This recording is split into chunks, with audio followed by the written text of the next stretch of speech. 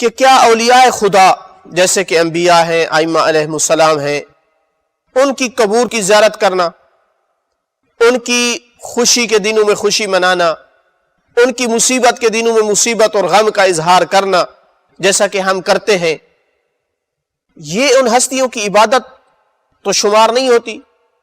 یہ جو پہلے ایک دو سوال تھا وہ توحید افعالی سے تھا، یہ سوال توحید عبادی سے ہے، عبادت میں توحید۔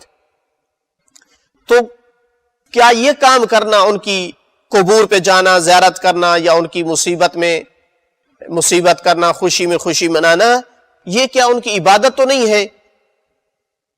تو اس کا جواب یہ ہے کہ ہرگز ایسا نہیں، یہ انتہائی غلط فکر اور ٹیڑھی عقل کا جو ہے وہ نتیجہ ہے کہ ایسے کاموں کو یہ اللہ کی عبادت کے مقابل ان ہستیوں کی عبادت شمار کیا جائے۔ اس کی وجہ یہ ہے کہ یہ ہستیاں، اس میں کوئی شک نہیں ہے کہ اللہ کی محبوب ترین ہستیاں ہیں، اور یہ جیسے جب زندہ تھے تو اپنے ذات کے ذریعے سے لوگوں کو اللہ یاد دلوایا کرتے تھے، تو دنیا سے جانے کے بعد بھی ان کی قبور، ان کی مزارات مقدسہ اللہ کی یاد کا ایک ذریعہ ہے۔ یہاں آ کر کتنے لوگ ان کی قبور کی زیارت کر کے توبہ کرتے ہیں، استغفار کرتے ہیں، اللہ کی عبادت کرتے ہیں۔ یہ زمین کے وہ ٹکڑے ہیں جہاں سب سے بڑھ کر اللہ کی عبادت کی جاتی ہے۔ تو کتنی غلط فکر ہے کہ کوئی کہے کہ ان ہستیوں کی زیارت کرنا یہ اللہ کی عبادت کے ساتھ شریک کرنا ہے۔ تو لہٰذا اللہ تعالیٰ اپنے خاص بندوں کی تعظیم کو پسند کرتا ہے، اور ان کے ذریعے سے جب اللہ کو لوگ یاد کرتے ہیں تو اس کو بھی اللہ تعالیٰ پسند کرتا ہے۔ تو حقیقت یہ ہوا کہ ایک مسلمان جب ان کی زیارت کرتا ہے تو وہ اللہ کو راضی کرنے کے لیے کرتا ہے، وہ اللہ کی عبادت کر رہا ہے، ان کی عبادت نہیں ہے۔ ان کی زیارت کر کے وہ اللہ کو راضی کر رہا ہے، اللہ سے ان کی زیارت کے واسطے سے اپنے گناہ معاف کروانا چاہتا ہے۔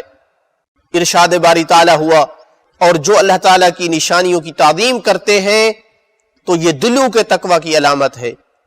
تو اس میں کوئی شک و شبہ نہیں ہے کہ انبیاء اور ائمہ ہدی علیہم السلام اللہ تعالیٰ کی نشانیوں میں سے، بلکہ بڑی نشانیوں میں سے ہیں، اس وجہ سے کہ اللہ تعالیٰ کی خاطر ساری زندگی ان ہستیوں نے گزاری، اور دنیا سے جانے کے بعد بھی اللہ کی یاد کا سب سے بڑا ذریعہ ہے۔ لوگ ان کو یاد کرتے ہیں تو اللہ کو یاد کرتے ہیں، ان کی قبور پہ آتے ہیں تو اللہ کو یاد کرتے ہیں، ان کا ذکر کرتے ہیں، مصیبت میں مصیبت بپا کرتے ہیں تو اللہ کو یاد کرتے ہیں۔ تو اللہ کی نشانیاں ہیں۔